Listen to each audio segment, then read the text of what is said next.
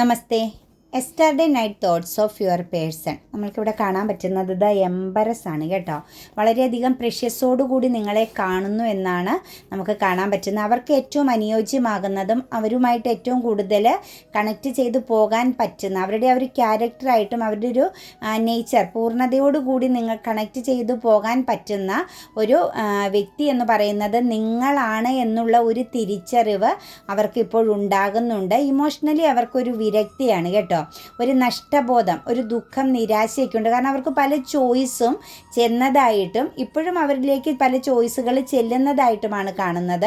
പക്ഷെ അതിനെ ഒന്നും അവർക്ക് ഇപ്പോൾ അക്സെപ്റ്റ് ചെയ്യാൻ പറ്റുന്നില്ല. കാരണം അവർക്ക് പൂർണ്ണമായും ഒരു തിരിച്ചറിവ്, ഒരു എന്നാ പറയുക, ഒരു ബ്ലെസ്സിങ്സ് നിങ്ങളിലാണ് അവർ കാണുന്നതെന്ന് തന്നെയാണ് ഇപ്പം നമുക്ക് കിട്ടുന്ന എനർജി. അതായത് ഒരു പുതിയൊരു ലൈഫ് അവരുടെ ജീവിതത്തിൽ ഉണ്ടാകുന്നുണ്ടെങ്കിൽ, അവർക്കൊരു ന്യൂ ഡോർ ഓപ്പണിംഗ് ആവുന്നുണ്ടെങ്കിൽ അത് നിങ്ങളോടൊപ്പം ആയിരിക്കണമെന്നാണ് അവർ ചിന്തിക്കുന്നത്. കൂടാതെ തന്നെ നിങ്ങളും അവരും തമ്മിലൊരു വിവാഹം പോലുള്ള ഒരു എനർജിയിലൂടെ ആ ഒരു എനർജി വരെ എത്തിയ ഒരു ബന്ധത്തെയാണ് നമുക്ക് കാണാൻ പറ്റുന്നത്.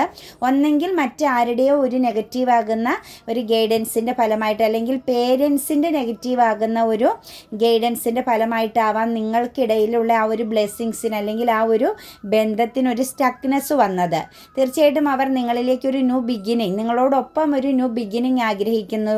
ഒരുമിച്ചൊരു ജീവിത ലൈഫാണെങ്കിലും ഒരുമിച്ചൊരു പ്രണയമാണെങ്കിലും അവരാഗ്രഹിക്കുന്നത് നിങ്ങളോടൊത്ത് തന്നെയാണ് കേട്ടോ. ഒരു യഥാർത്ഥ പാർട്ട്ണറായിട്ടും നിങ്ങളെ തന്നെയാണ് അവർ കാണുന്നത്. കാരണം നിങ്ങൾക്ക് തമ്മിലൊരു ഡെസ്റ്റിനി ഉണ്ട്, നിങ്ങൾക്ക് തമ്മിലൊരു സോൾ എനർജി ഉണ്ട് എന്ന ഒരു തിരിച്ചറിവ് ഇപ്പോൾ അവർക്ക് പൂർണ്ണമായും വന്നിരിക്കുന്നു എന്നാണ് നമുക്കിതിൽ കാണാൻ പറ്റുന്നത്.